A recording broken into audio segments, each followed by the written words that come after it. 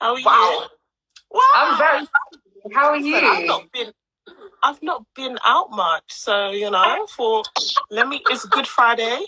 Let me act like I'm going out. So I think you kind of got the lighting right. Like you're like by the light. It's literally perfect timing. Like listen. Look at this glow. You think like, what? Have you really been through anything? I mean, the glow up is real. I mean, wow. Hello. You're making me blush. Stop. You're making me blush. Well, we have to gas our friends up a little bit and stuff. So my favorite person, favorite journalist. How we do the two T's. The two T's. That's how it's going to be. And that have you actually been outside today at all? Today I haven't been outside. I probably will because I can feel the sun on me, and I'm like, you know what? I'm gonna take a government sanctioned walk. The government sanctioned my legal walk. I'll take one. It's okay. It's okay because I think it was I came in maybe about an hour ago because we were looking for stuff. Like, who knew yeast was hard to find? Sorry, you were looking for geese. Yeast. Oh, well, my housemate. I thought you said geese. I said, yeah, that's hard to find, baby. Yeah, no, we don't want to eat no geese. No. Yeast for bread, because she wants to make stuff. Yeah. She wants to make stuff.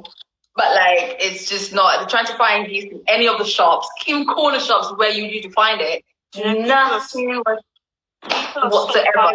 Flour and yeast. So yeah, it's gone, baby. It's gone. You can't don't know how to make bread, but then. It was what else was it? Was it vanilla extracts as well? I was like, when did people become bakers? Sorry, excuse me. I'm baking so. Molly said her mum has been trying to get some for the longest time, so. It's nuts. It's gold dust. It's gold dust. It is absolutely gold dust. Someone said it's coronavirus sponsored. No, it's banana bread. No, it's coronavirus sponsored by banana bread because everyone's baking banana bread, and I need to jump on that. I feel left out. Like every other day, someone's baking banana bread. I'm like, and you know the joke. My housemate, she's got she got 4 bananas, and then she hadn't eaten them for a few days. I was like, "You're not going to eat the banana?" She goes, "No, I'm just going to make banana bread." And I was like, "Oh my god." You as well. I said, you as well. Really? Are you serious? Are you in quarantine? She really is. What's that? I've got 2 bottles of vanilla extra. £20 each. Excuse me, what? I'm going to send you my Cash App. I don't even have Cash App. I'm going to get it so you can send me money because you clearly have it. Jenny's brilliant. Black ballad money. Listen, we're gonna holler at you, Denzel. I think we need to come at you and get this extra money. I actually bought some today. I saw someone in the corner shop. I saw 89p. I was like, oh, I will take it. It's okay. At least I've got that in the house. Friendship discount. Nah, you're not that kind of friendship. No, you're selling it. It's okay. It's okay. We have it playing. We'll just be smelling it from your house. It's okay. We'll smell it. Oh, no. I think about it. Oh, you didn't buy it for 20. You sell it to still. Yeah, it's not gonna work. Sorry, sis. Will it work? It's not gonna happen at all. Oh my gosh! All right, so I will just get straight into it. So people, I think people just be joining on as they see the notifications coming through. So, I mean, first of all, thank God that you are alive, that you are breathing, you are, that the fact that you're able to talk about this and share your story, that's a big deal. It's a miracle and it's a blessing in itself, which is so thank God. So take us from the beginning, when it first started. Obviously, when cases began to surface and ministers began to be falling ill. So when did it all start for you? When, how, and start us off from the beginning. For me, it was way before lockdown. Like, it began before lockdown, before people really started to like social distance or isolate. People were still working in their offices. My office had like said we will be practicing working from home. So like I was like doing that, and I was really conscious of it. And like most people don't know, but I report on coronavirus. So that's like what I do. So it was at the forefront of my mind, but I didn't really think that, oh yeah, I'm gonna get it. Like, not one part of me thought that. But I think it was around, dates are really bad for me right now, but it was around March 15th, March 16th that I started to get symptoms. But even when I was getting the symptoms, I didn't clock it. Like, so it's in hindsight that I could look back. I was like, oh, I remember this happened to me on this day. That is when it got really bad. Like the day before it got really bad, the day before I called NHS 111, when I was like, is this the Rona? Because it can't be the Rona. I hope this is just a cough. So for me, I noticed my glands were swollen, which usually happens to me before I get sick. Or sometimes my glands swell and I know my body's fighting something off. And then I don't really get sick. Do you know what I mean? So I noticed I started to get a bit more tired. But I'm anemic. So I was like, have I not been looking after myself properly? But then the cough came. And it was a cough like no other. And I was like, I'm trying to talk and I'm coughing. And they talk about persistent cough. So I thought it meant that you're just coughing constantly. But it would be like a coughing fit, maybe once every hour. And if I was talking a lot, maybe twice every hour. But it would just be like coughing. But it wasn't painful. So I thought nothing of it. It was just really irritating. And then I think the day before I called NHS 111, I was just hot and cold. I was sweating, I was shivering. And it took me a while because I don't get fevers. So I was like, is this what a fever is? Because, honey. Wow. I remember getting changed thinking my house is hot. Then I remember putting on clothes again, being like, I'm freezing. Then I was literally sweating. Like, I'm not a sweater. So I was just like, I was dripping. I was like, okay, this is a fever. Then my head started banging, but it wasn't a headache. And it was more than a migraine. It was just like the pain from my head was also like when I was coughing, it would hurt. Then my entire body was aching. And then then I was like, this is really weird. And then I realized that someone who was at my workplace, basically I saw him on the news with it. And I saw people messaging me like, this person from your workplace has got corona, are you okay? I'm thinking, actually, I'm not. No. And I was still like, there's no way. I was like, there is no way. With the headaches that you were getting, was it like one particular place? Like, because you know sometimes when you get migraines are always like, but headaches can be like a pressure point or anything. So with your headache, where was it? Was it just like all over? Was it kind of like? It was like my head felt heavy, so it was like the whole head. Yeah, so my head felt heavy. I think it started like over here, but then my entire head felt heavy, and then it turned into an entire body ache. So like even when I woke up on a Thursday, I think Thursday 19th, I woke up and I tried to like speak, or I think I saw something on my phone that was funny. I tried to laugh, and my cheeks, like it felt like I had been at night. I had been run over by a truck, and then someone picked me up and then threw me over a cliff. And I remember explaining that exact emotion to someone who I found out later had the virus. And they were like, that's exactly how they felt. Run over by a truck, probably like reversed over you, then thrown over a cliff. And that's no exaggeration. Like it just feels like you went through something at night. So then you add a migraine to it. I'm like, where's the pain coming from?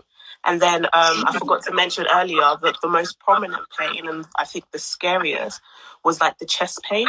And then your lungs feeling very heavy.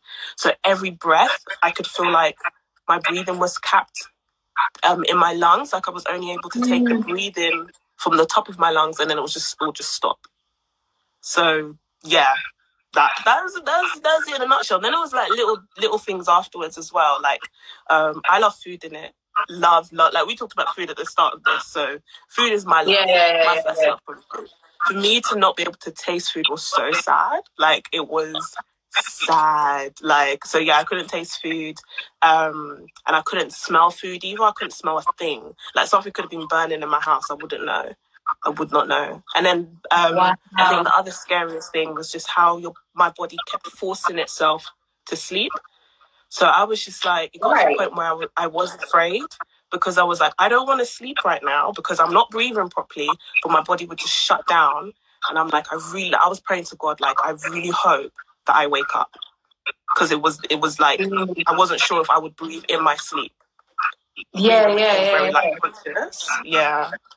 So, gosh, I think one of the things they're trying to get because some people have started losing their taste, like that you can't taste anything, you can't smell anything, and I think they're trying to get that added to the list of what's it called, signs to look out for. Is that probably health don't want to do that just yet, because I think it's only a few cases or something like that, and it's just like, I think is it important that they do that, or do you think it's just it's not really needed? Do you know what? Because I'm not a scientist. I'm not an expert myself. But ever since I shared my story online, I've spoken to so many people who have been through it, and we've all said that we can't taste or smell things, at least during the period where you have the virus. Like, a lot of people have said that. So I think that should be noted, or maybe at least a warning. Because I think when I was going through it, if not for me being someone who writes everything down, I'm just that kind of nerd. Like, I document things. Like, I'm like, this is history, I'm writing it down. So I was very aware of everything I was going through every day, which is why I was able to share my story the way that I could. But a lot of people you're just lonely. You're in your room alone. Yes, you might live with other people, but they can't come near you. And when I was going through it mid-March, I didn't know anyone personally that had been through it. Do you know what I mean? Yeah. Someone just said, Coin said that's the one common symptom. She's a doctor, actually. So there we go. We got a doctor that said that. So for me, I couldn't taste pineapples. I couldn't taste fruit or nothing like that. So it was really sad. Like, it's really, really, and I think because the psychology of it, we really hone into our senses, like your sense of being able to see, hear, like those are really precious senses. So not being able to smell or taste, I couldn't wait for it to come back. My sense of taste and smell came back at like day 9 for me, but after I recovered from the virus, it went away again.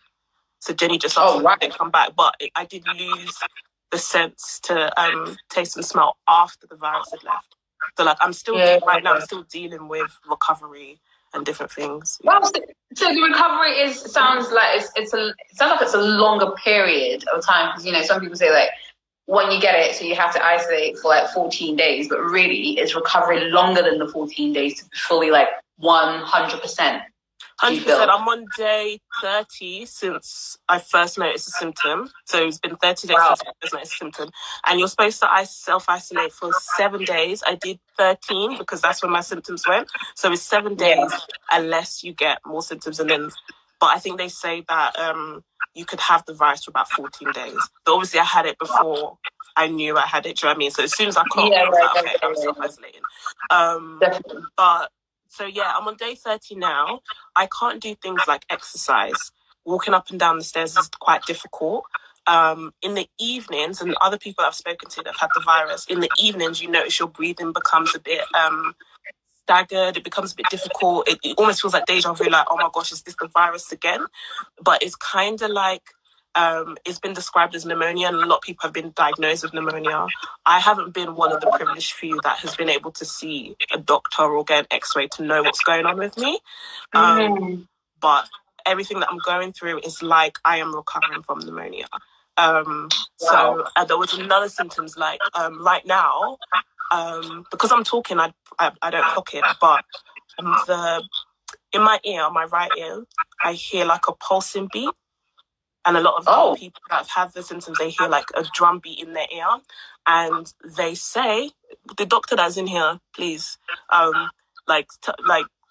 confirm if what I'm saying is absolute jazz, because I'm not a scientist. But they say it's like your airways, like, it's still like obstructed or struggling.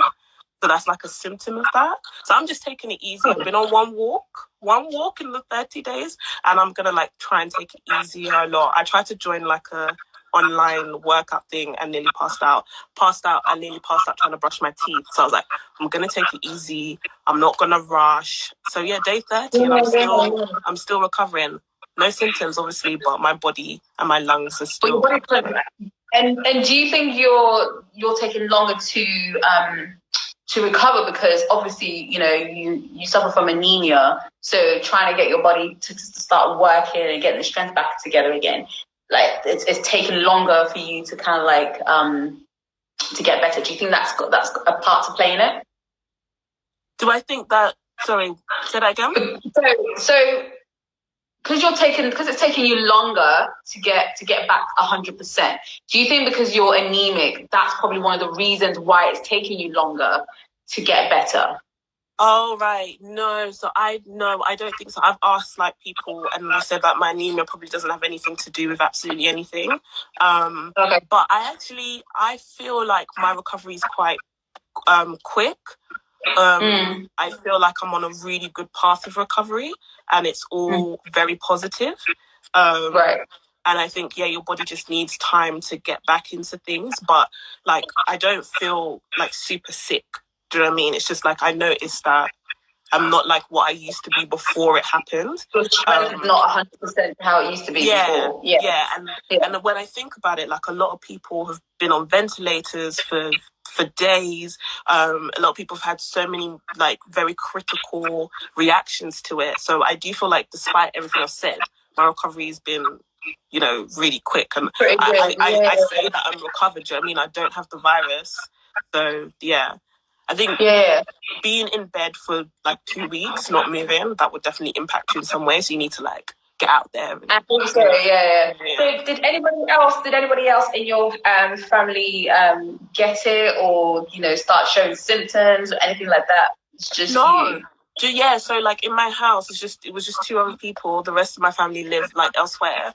So no, because like I said, before I even realized I had it, before I even like noticed any symptoms, I was on that self-isolating tip. So I really do believe that, like I was on it. Like before like anyone was talking about lockdown, I was like, the virus is out there and I'm going to be responsible and ensure I don't pass it on to older people in my family and stuff like that. I was telling everyone I'm self-isolating, blah, blah, blah. So I think that probably contributed to the fact that, you know, like my body and the virus didn't have a chance to pass it on to other people. You know? To other people, yeah. So at what point did you, like, what was the 111 service helpline like? Because, I mean, they must get inundated with calls and, you know, what did they offer you? And also, did you tell them that you wanted to go to the hospital because you found it difficult to breathe? And what was their response to it? They were like, you just need to stay at home and work it through. So yeah, I called NHS 111, like gasping for air, like the sort of first time, like when everything, because it all just landed on me, and I was like, "What on God's green earth is going on?" Called NHS 111, and in hindsight, and now I know they'll reading a script probably, you know, because the first person that I spoke to was like, "Oh, you should self-isolate for 14 days." As someone who reports on corona, I was like, 7 days, and then other people in your house should self-isolate for 14 days. But you know, when you're in just so much pain, I was like, okay, whatever.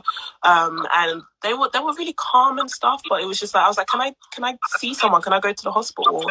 And I already knew the answer was going to be no, like because of everything I'd been reporting. But no, they were like very strange. They were like, what you were describing sounds like mild coronavirus symptoms. And I'm like, this is not mild. Like I'm struggling to breathe. And they were like, when you stop. This was the weirdest thing I heard though. And I don't know if it was a slip of the tongue, but it's like, if you stop breathing, call back. And I was like, big man. Wait, I cannot call back when you stop breathing. I can't talk if I stop breathing. Are you okay? And God forbid, back to sender, I will breathe. I will breathe. Like, what are you talking about? So I was just like, wow. That really like highlighted how strained our health service in this great Britain, how strained our health service is. And it made me think about other countries who don't have a supposed great economy. Do you know what I mean?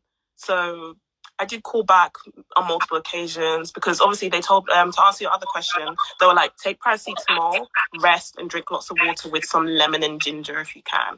So I was taking paracetamol. The first couple of days, paracetamol was not taking away any pain, but eventually, like, pain started to reduce as well. But yeah, I didn't get, you know, they said to me I could call the ambulance, but then at the back of my mind, I kept thinking of that old 55, like old 70-year-old man who may have a heart attack. And then so why would I be taking that? Yeah, I was thinking about so much, because these are unprecedented times, as they say. I hate the term, but I don't know what else to say right now. So yeah, these are unprecedented times. I'm like, I didn't know of anyone that had been through what I'd been through to know whether or not I should call an ambulance. A friend of mine, who later on, we realized we'd been going through the thing at the same time, called the ambulance. Ambulance took 10 hours to come. By God's grace, he's fine, he's doing well. I think that's just to highlight how strained people in the front line are. That's not their fault. It's, what can they do? Do you know what I mean? So, like, because you could think about it, people are giving birth in this time. There are things going on. Do you know what I mean? Like, NHS were doing things before the coronavirus. So it was a sticky one, as Jenny has just said. I was going to say it, but she just wrote it. But yeah, it was a sticky one. Yeah. Very, very sticky one. My God, that is, Angel says that you got it early on. I think everyone knows more about it, so I expect 111 is better equipped to deal. Hopefully, yes. Hopefully. Now, yeah. Yeah, hopefully, because I remember when I first called, I think someone said to me, "Oh, migraine may not be a symptom." And I'm like, thank God I have like doctors in my church family, Flowing Rivers. We've got doctors, we've got pharmacists that I can talk to. Do you know what I mean? So it's just like, thank God I have that. Yeah, otherwise, share my experience, because a lot of people, they don't have that. So I saw myself privileged to a certain degree with that. Not privileged enough to get oxygen support like the rich are getting. And bear in mind, everything that I went through, they told me, oh, you probably have the virus, but we can't scientifically say, because they weren't going to have me tested, because I obviously didn't get any form of medical assistance. But even when I still speak to doctors now, I'm still like trying to see a doctor. I haven't been able to. But even when I still speak to doctors, they're like, they treat me like a COVID-19 patient, but no test to actually scientifically prove that I have. So I'm not a recorded case. Do you get what I mean? So when they talk about case, I'm not a recorded case. All the people that I know that have experienced exactly what I've experienced are not a recorded case, because I was not. Even a friend of mine who the ambulance came to her house, gave her oxygen, she was not a recorded case, because she didn't go into hospital and she didn't get tested. But they were like, oh yeah, you're COVID-19. This is textbook COVID-19 symptoms. Wow. So basically they are really going by the numbers that are in hospital only, rather than, so this basically the numbers that they're reporting is just minor to compare to the actual like figures that one can actually think. So we're looking at like thousands daily that have been affected, not really in the the 800 or the 900, but it's more like the thousands, because a lot of them are going on registers. And I think that they should take into consideration that if someone has called 111 and have actively shown or symptoms, that should be recorded. That should be something, because it will give us a better perspective. Yeah, 100%.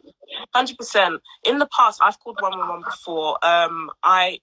About 2 years ago, I had the neurovirus. I went to this concert. Oh, God. So 2 years ago, and I remember I called 111. They took my name, address. With this, so that's on my medical record. I called 111, and they told me go to A&E. I went to A&E. I got tested. They were like, they asked me, were you at this concert at the O2 2 days ago? I was like, yeah, I was. They were like, okay, go home, rest up. So like they're quite aware of like what's going on, whatever. So that was about 2-3 years ago. I've called 111 before. I had like an insect infection when I went to Italy. I like to travel and whatever, so that happened to me. Name, number on my record. So even when I went to see a doctor, they were like, "Oh, you called 111 on this day at this time." Yeah, so that's the highlight. Like calling 111, it's all on record, right? With this case, I can't even tell you how many times I called 111 while I had this virus. I was like, "Do you want my name? Do you want my address?" None of that. No name, nothing. So if I go to a doctor in like 6 months for just a healthy checkup or whatever, it's not going to be on my record. It's like it never happened to me. Gee, so that means but then that means that's quite dangerous then, because like if someone's had the virus and it wasn't noted on their record, and then somewhere down the line they want to get a medication for something, and it doesn't quite work. But because, or some, and you know, sometimes like you might have had a virus or something, and then you take medication for it, and then you react to it in such a way. But then they'll have to find out what caused it. Was there any other underlying issues or illnesses that they had that could have? But the fact that this isn't recorded for future purposes, that's kind of scary. That's a little bit dangerous. Scary. Yeah, it's scary, and I don't want to like. I don't want to like bash NHS because this is like to normal people on the front line, doctors and stuff has come out the blue, so to speak, like for better lack of term. So it's like they're so overwhelmed, and like more and more I'm talking to like there's someone in my Flow Rivers who's a nurse, and just even conversations or things that I hear, and I'm like, you were having a hard time like this before, and now you've added the virus. Like I know someone who is it a pediatrician? Someone who like helps with people giving birth. Sorry, is a pediatrician? I think. Yeah. So like you're telling me stories that sound like it's in the middle of a pandemic, but that was what 4 months ago, and now you've added this, and you still have to give birth to children in this time. So I'm just like, I really feel for people who work in NHS. I feel for people. Thank God for the people who volunteer to answer the phones. They may not be professionals, but at least someone's answering. But it's still an issue, though. It's still an issue. Because it does need to be reported, I think. Yeah. So at what point did you then sort of start to get your strength back, and you were thinking, okay, I'm on the mend now, like. Okay, I can see the light at the end of the tunnel. Like, at what point did you start getting all your that back? I would say about day 12. I was like, I'm feeling good. I think day 11, I was like, I don't think I have the virus. So I called 111. I was like, can I like leave and stuff? But then I started, my breathing was still a bit shaky. I called again on day 12 and spoke to some more like professionals again at Flow Rivers. I feel like I've said that 55 times, but that's my truth, right? It's my truth. Right? That's the truth. What can I do but tell the truth? And just getting loads of information. They were like, okay, on day 13, basically I felt all right. And I was like, that's the day I'm going out. By going out, I meant going downstairs to my living room and to the garden. So for me, day 13, some people, they're like, day 8, I was fine. Some people it's 4 days. Some people it's a little bit longer. But I think for me, it did hit my body quite hard. I have no idea why, because I'm a healthy 28-year-old, but it did hit me quite hard. But then I remember that some people, I am so grateful for my life, because I know I may have lost like 13 days of my life where I couldn't do much. I did have to work at some point, so we'll talk about that. But some people lost their lives. Do you know what I mean? So, there was a lot of gratitude. I feel a lot of gratitude. Someone said shocking Aisha. What happened to Aisha? What happened to my baby Aisha? I can't see the comments. I don't know what's going on. Just repeat. I can't see the comments. Aisha, repeat. What happened to I'm kind of like read the comments as I'm speaking. Struggles. Yeah, I'm trying to read them. Yeah. Oh my goodness me. Honestly. Okay. So now that you're obviously, that you're a lot better, like, at the point where you couldn't breathe, because obviously we breathe so that we can keep alive, we can keep moving. At that point you couldn't breathe. What was going through your mind at that point? Because what was going through my mind? I think it was like a journey for me mentally, and spiritually as well. So at first I was like, this is not happening. It's not happening to me. Like, things that happen in the news shouldn't be happening to the news that I'm writing is happening to me. How? Somebody explain. I was like, this is surreal. Like, who gets the virus? It's meant to be this thing that's just out there. Like, so at least I know it's real. All you conspiracy theorists get. If you are, do you know what? You conspiracy theorists that say the virus is not real. It's real. It's real. What I felt very aware of like information that I was taking in, and quickly I became very aware that I needed to separate myself from negativity and just positive and good vibes. People who only surround myself with people who speak faith, people who speak positivity, and that's not to be delusional. Like, we know what's going out there, but it's good news that we're talking about. You know, like, talk to me about positive things. Even, I'm not saying don't talk about the coronavirus, but tell me, like, let's talk about positivity. So that was one step, and that is very aligned to my faith. Very much aligned to my faith. So for me, it was just like allowing people to pray for me, because I was so tired. I was so, like, as in, I was sleeping so much. Like, the whole day would go, and I'm like, how is it 10 p.m.? What did I do today? But my body was just literally just shutting down and sleeping. So I was like, I'm not really putting that the hours of prayer. But for me, it was just literally,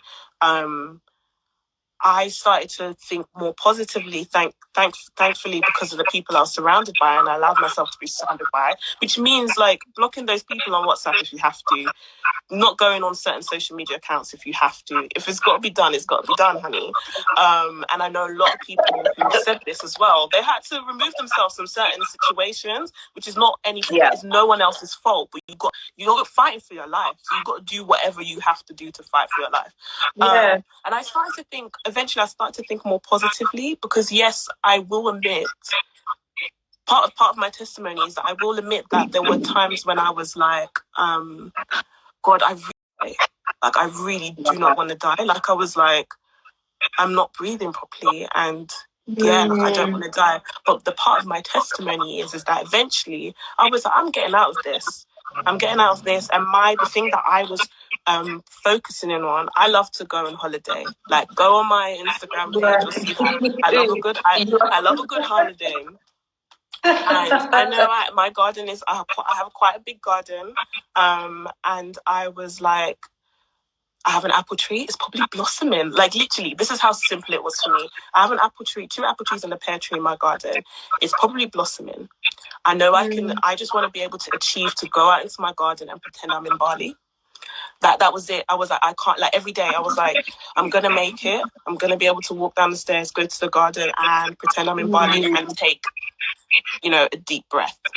And that was the goal. I had my eye on that prize. Nothing complicated. People are out here like, oh, like, after this is done, even if you're just in quarantine, people are like, after this is done, I'm going to go to 10 parties. After this is done, I'm going to write a book. Honestly, if that's your goal, fine. But I was like, all I want is to be able to breathe outside. My apple tree. I took a picture of my apple tree. It was blossoming. Like, it was like a symbol of hope for me. Like, when people, like, back in the day, biblical times, it's like the rainbow. For me, it was the apple tree. That was like a symbol of hope. That was your hope.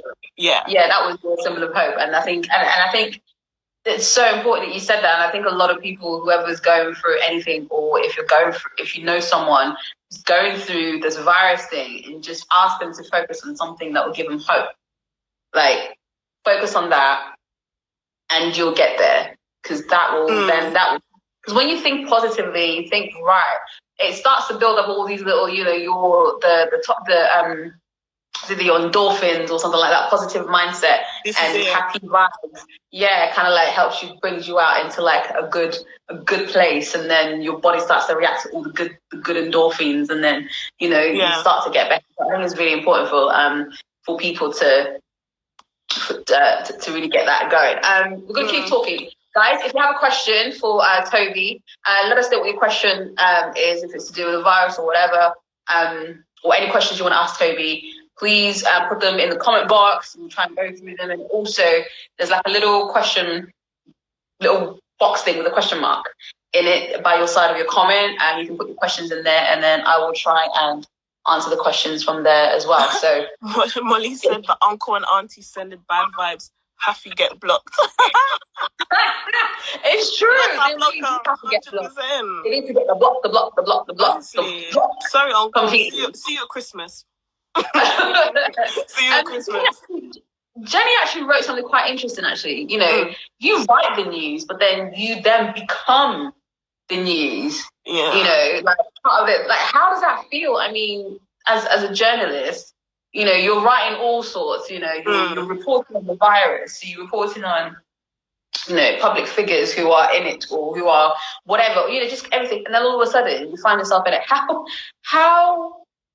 was that for you? Like, how did you manage to think, well, this is now, I'm this? When it was happening, I didn't think that way. I was literally just focused on staying alive. Like, really, it's so weird when you say stuff like that. Like, I was just focused on staying alive. It sounds like a hyperbole, but like that was literally my truth for so long. Like, I'm just literally all I'm doing is focus on staying alive. So I didn't think of that. But after it was like, after I was better, I was able to like add more things onto my thoughts, and I was like, yeah, it had to be me in it. It's like it's not actually the first time that I've ended up in, like, it's not the first time I've been in the news.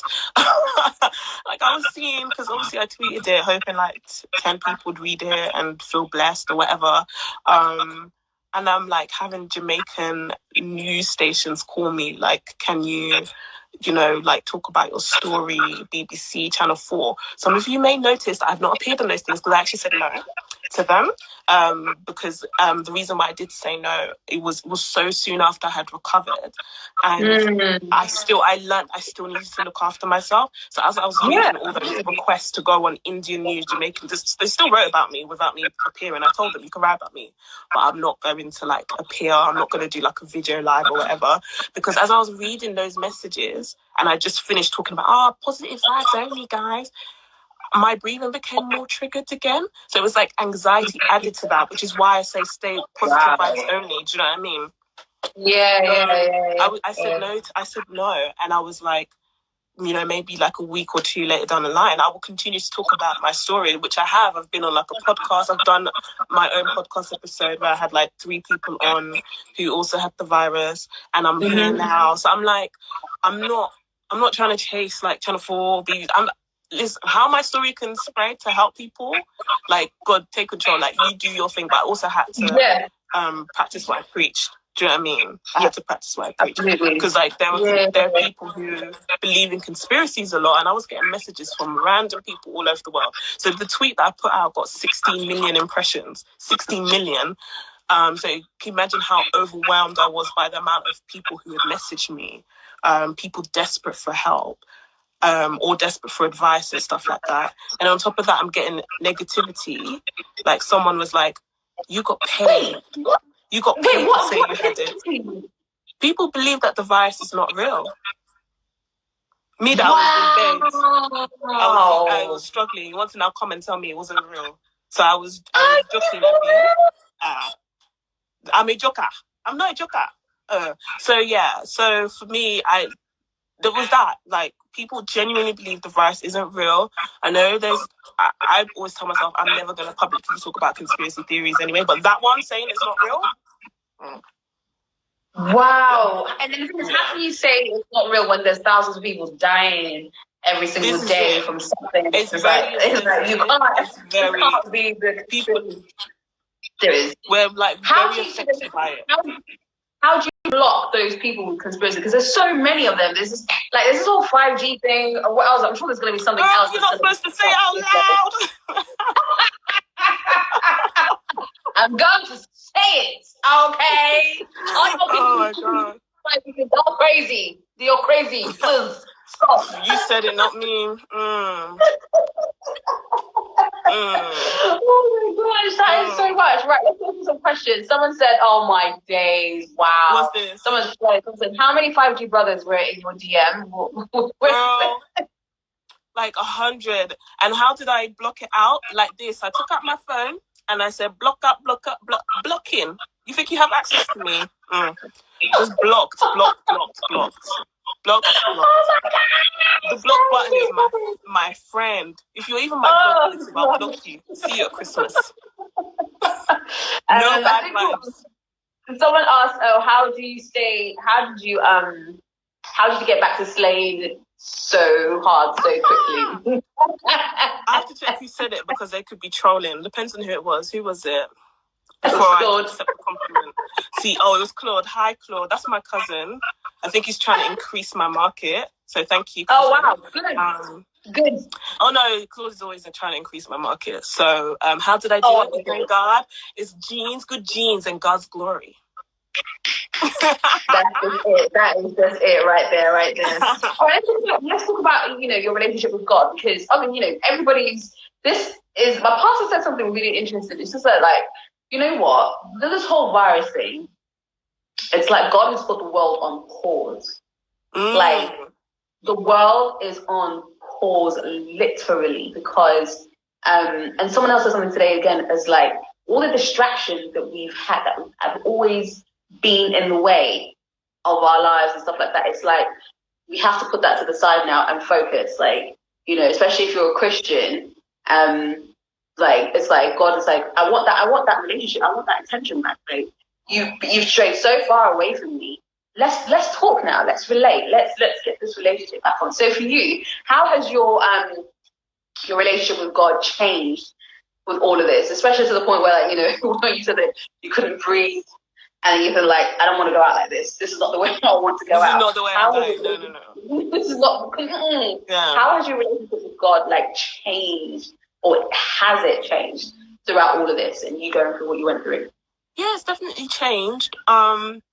I think priorities, when you go through something like that, even if you're just stuck in quarantine, or you may have lost your job during in this season, you start to rethink your priorities. You start to think about how you spend your time.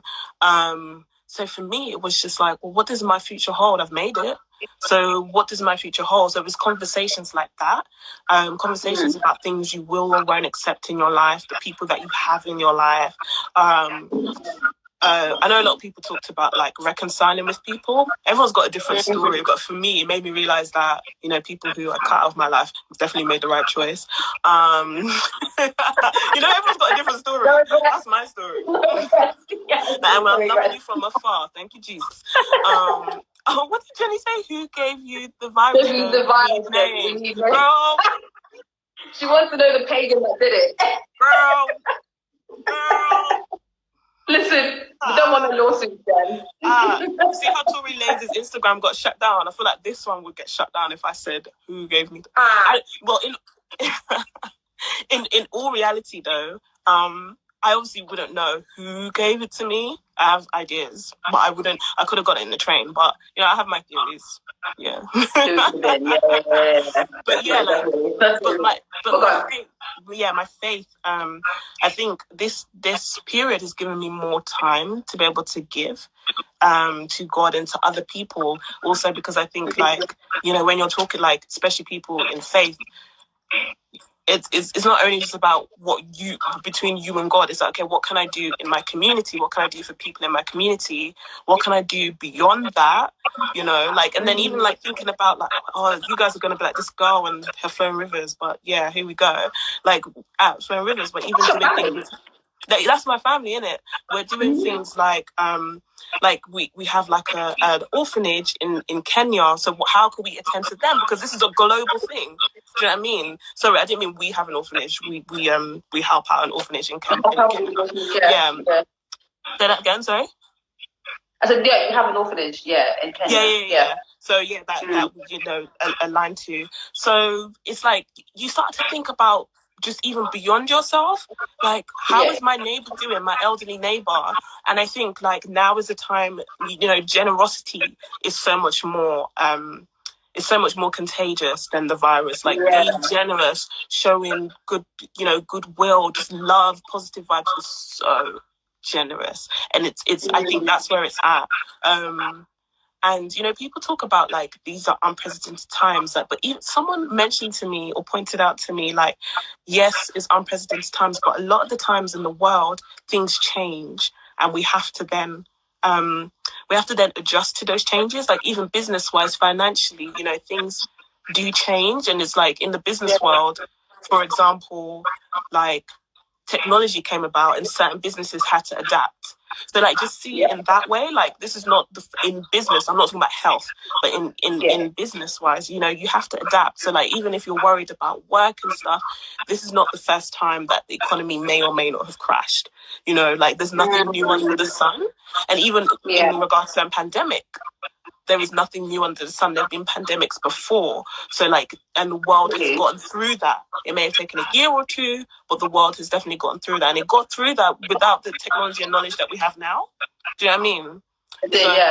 I think it's made me think about all those things. And I would say, like, I know a lot of people are like, oh, you're in quarantine now, so you have to write your book. If you don't come out of quarantine, you know, different or whatever. I say, don't put pressure on yourself. Don't listen to Twitter CEOs, and by that I mean people who don't even have businesses. It's a brand thing. It's like, you don't have to start a business in this time. That might not be your story. Yeah, it's not. Yeah, I actually felt that. Like, I legit thought, like, damn, like, I need to do. What am I going to do in this group? I need to come out showing something. I've done something, like, something significant, blah blah blah blah. And it was just like, I think I put a lot of pressure on myself to think, oh my gosh, right, I need to learn how to do this, or I've got to learn how to do this, or I've got to do this. And then I just saw a post like, no, you don't. You really, really don't. You take your time, because you really don't. You really don't have to. Do you know what's funny? When people do that, you're doing the exact same thing that before lockdown, putting unnecessary pressure on yourself, not staying in your lane. Stay in your lane, slay in your lane, and just do you. Like, you'll see, like, for me right now, my season is rest. That's me. So I'm not going to try and come and kill myself. Somebody that just survived coronavirus, I'm not going to try and kill myself to now follow everyone to write book, to start a business, to open up a t-shirt thing. My season is rest right now. Right. It may change in 2-3 weeks, but my season is rest. I'm resting. It honestly is, yeah. And I think again, everybody needs to.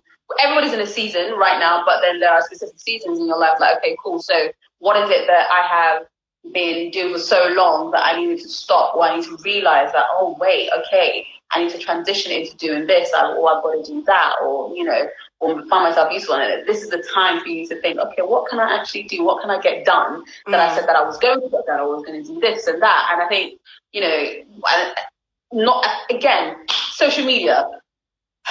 Don't let things that you see pressure you into something that really isn't what you're meant to do at that particular time. Yeah. And I think that's the thing I'm going to say. Don't allow it to do that. Even doing this for me is like, I feel like I'm doing something, because for me it was all about really just hearing from, getting people's stories. Like, what is it that you're like, someone like me, you and I, how is this really affecting you? Because we don't really hear this.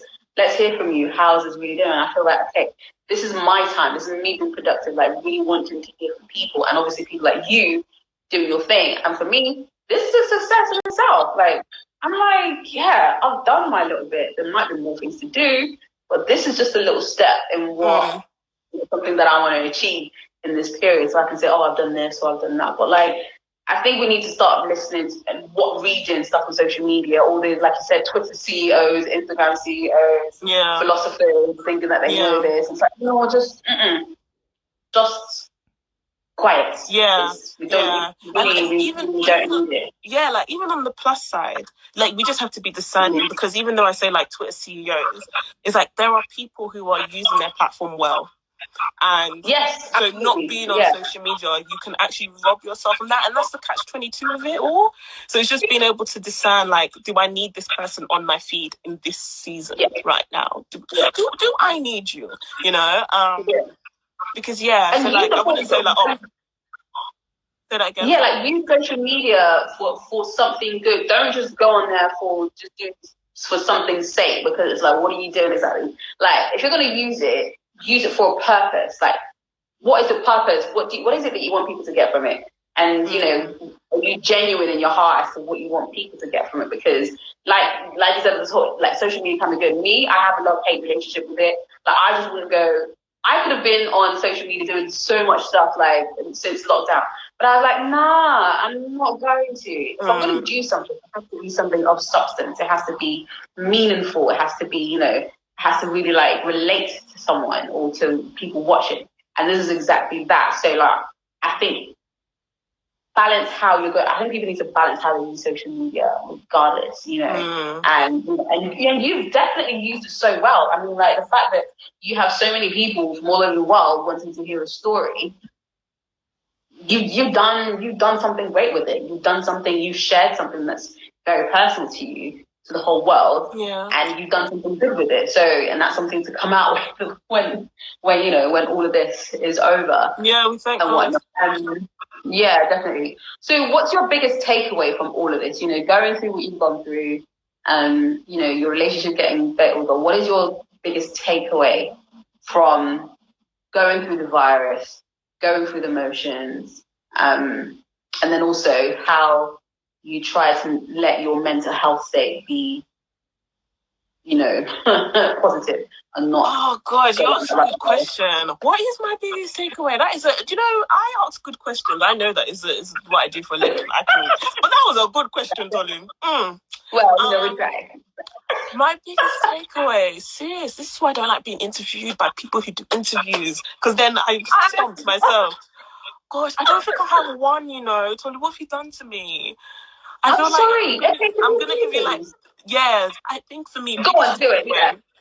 Is how I prioritize life and the things in life. So things that are important.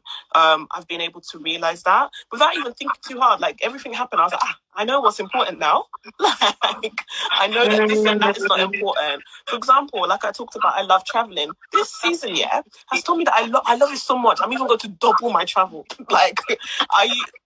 Some people are I'm not going to spend money on this and that. You people will be seeing me flat. Right. I'm not taking my freedom for being able to just travel anyhow for granted anymore. Thank God for the coins to be able to do it as well. And like I said, I think my other biggest takeaway is the whole community thing, like I was talking about. I know a lot of people are thinking about themselves, and you can see that when people refuse to take in the whole lockdown thing. How selfish can you be? So I've learned so much about humanity and how much people think about others, or how much they don't think about others if it doesn't seemingly affect them. But what is startling is that it affects all of us, and yet people can be selfish. So I've learned so much about community and how much we need to be. If you don't stand in that way, if you don't kind of have those same mindsets, how you just living in your truth and doing things the way that is right, that could be contagious. Some people seeing, for example, I know people have they don't really appreciate the NHS clap thing, because people are like, why are you clapping oxygen, clap money into the I understand that NHS workers should be paid a lot more, but let's take the whole the country's literally coming together every Thursday to clap. Whatever you think about it, the intentions are good, and that has shown me that so you people, you can think about other people. But I think that was one person who started it, and it was, like I said, contagious. And that whole generosity is contagious, is more contagious than a virus. Something I heard from Pastor Mike Todd 3 weeks ago. That wasn't my bar. I saw some people in the comments. It's not my own. But it's so true, though. It's so true. Yeah, it really is. Yeah. Awesome. Wow. Some big lessons learned there, community and everything else. That is absolutely amazing. Right. So I know next stop Dubai. I just came back from Dubai. Yeah, Dubai is great. Oh, you've been already. So I just came back from Dubai before the. But I can't go. Okay, so in terms of working. In terms of working, are you going to go straight back into work? And what are you going to be looking forward to doing in the future? What have you got? Is anything that you thought from this period? Okay, I'm going to do this. At least get working on it, and what have you got planned? I'm going to keep some things close to my chest. But in regards to work, so for example, my podcast, it made me think about how I can use that to spread good vibes and stuff like that, because a lot of people then went in to listen to my podcast as well. And yeah, it made me more aware of the fact that people actually listen to my podcast, because I had loads of people say, oh, you said this, and I'm I don't even remember saying that. So it made me think about the impact of podcasting and how I'm very passionate about that. Right now, as of this week, I haven't been working, I've just been resting. I'm a freelancer, so I was able to do that. And because it was really when the whole lockdown and the virus thing started taking toll on the economy, there wasn't any help for freelancers. So there was some days when I was struggling with the virus because of bills and stuff that I needed to pay at home, and there wasn't any furlough for freelancers. I still had to work from home. It was a struggle. I let my bosses know, listen, I'm actually struggling with the virus right now. I'm going to do this shift, but bear with me. Yeah, exactly. Yeah, bear with me. It was a struggle, and I would there was some days I just couldn't do it. But now I'm just fully resting at the moment, because priorities. I'm I've been saving for a rainy day, and I thank God for savings. Yeah,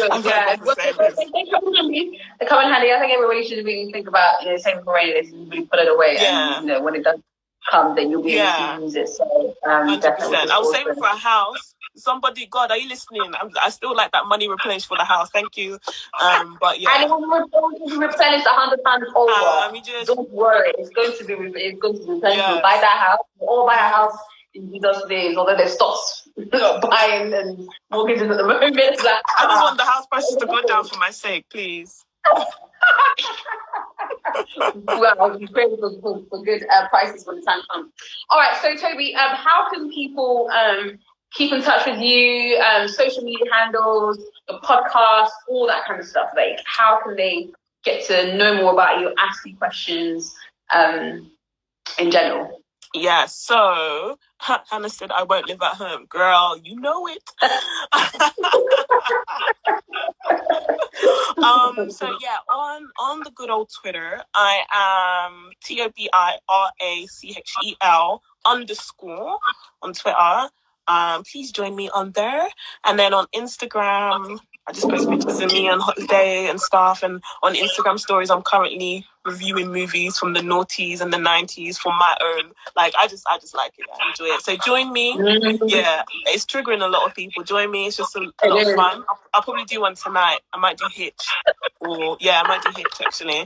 But yeah, no, I just post on Instagram. But this is my Instagram, Toby Rachel. And then Yellow Podcast is probably in the bios of all of that. It's podcast on Yellow Cup Podcast on Twitter and Yellow Cup Pod on Instagram, or vice versa, actually. But yeah, Yellow Cup Podcast, find it. Yeah. Awesome. So yeah, guys, make sure you check out the podcast. Make sure you check her out. Follow her on Twitter and Instagram. Just follow her at Tobi and follow her, support her and everything that she's doing. And if you're good, she might write about you. You just got to write something good. Do something good. Yes. My DMs are open. I try to read my DMs, but they're open. Holler. Very, very much open. How are you? How am I doing? I'm in quarantine. I'm okay. I'm good. I mean, I have up and down days. I said the other day that I had a little bit of I think it was a panic or anxiety attack. It was like last week or something. So I was just like, what is going on? Yeah, I felt it. So I was like, okay, we need to rein this back in, pray, and just not think about it, and just like, God, please just do what you need to do with this. So, but yeah, I'm getting better, and I think doing this as well, like talking to people like you and some of the other guests that I've had, it's really helped a lot, and just my focus, and like I'm like, this is what I was really meant to be doing, and I may not have the team that I have that I was supposed to have. But I've got this. This is another outlet, so I'm gonna just use it as much as I can. Yeah. It helps a lot. Yeah. So yeah. The thing is, with this season, you might be stripped away from like the big cameras, the big lights, but then you're stripped away from it, and that doesn't take away from your heart and your talent and your gift, which is why you're here doing this series. And I really appreciate you doing the series, because like honestly, you see the priorities. Yeah, I see priorities. Right, we've got like 7 seconds. It's about to time out. So Tobi, thank you so much.